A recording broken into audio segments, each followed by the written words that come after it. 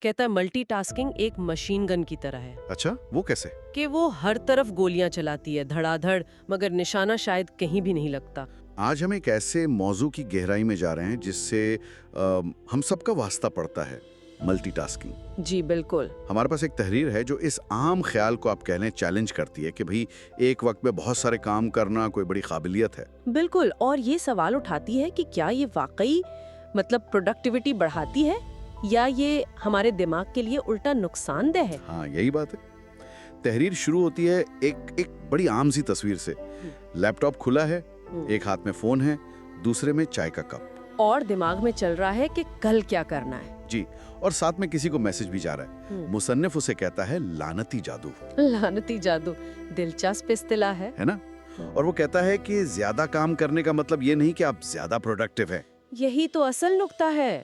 مصنف کہتا ہے کہ دماغ کوئی یوں سمجھے فریج نہیں ہے کہ آپ اس میں بس چیزیں بھرتے جائیں۔ صحیح۔ جب آپ بہت سارے کام ایک ساتھ کرنے کی کوشش کرتے ہیں تو کوئی بھی ٹھیک سے نہیں ہو پاتا۔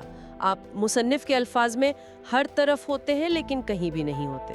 ہر طرف لیکن کہیں بھی نہیں، واہ۔ ہاں، یعنی فوکس بالکل ختم۔ جی۔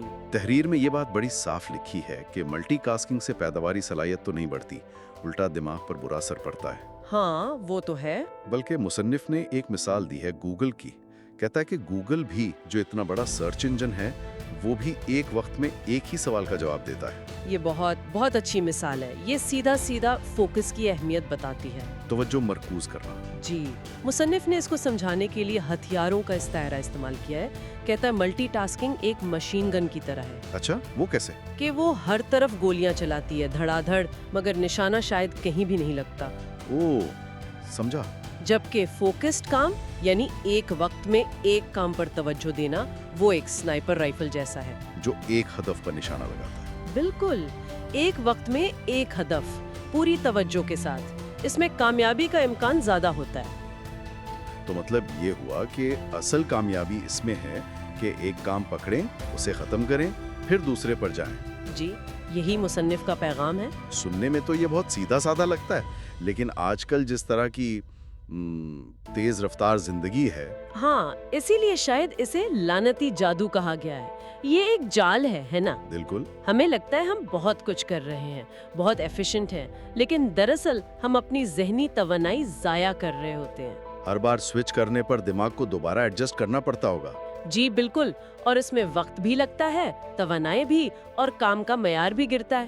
تو پھر اس ساری بات کا خلاصہ کیا ہے کہ ملٹی ٹاسکنگ بس ایک دھوکہ ہے؟ ایک طرح سے جی، تحریر تو یہی کہتی ہے، اصل طاقت، اصل کارکردگی جو ہے وہ گہری توجہ یعنی فوکس میں ہے۔ اور یہ بات آج کل کے دور میں جہاں ہر طرف سے اتنی معلومات آ رہی ہیں، فون بج رہا ہے، نوٹیفیکیشنز۔ بالکل، ڈسٹریکشنز تو بہت ہیں۔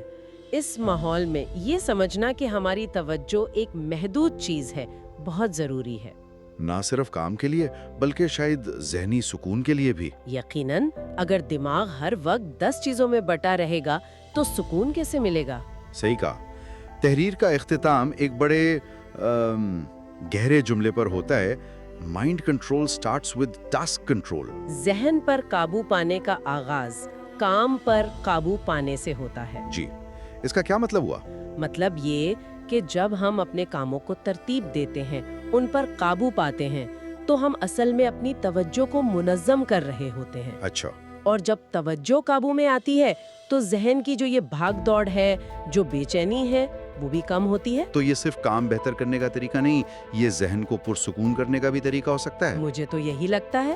یہ تحریر ہمیں اس طرف سوچنے پر مجبور کرتی ہے کہ اپنے کاموں کو منظم کرنا صرف ہماری پروفیشنل لائف کے لیے نہیں، بلکہ ذاتی زندگی اور ذہنی صحت کے لیے بھی اہم ہے۔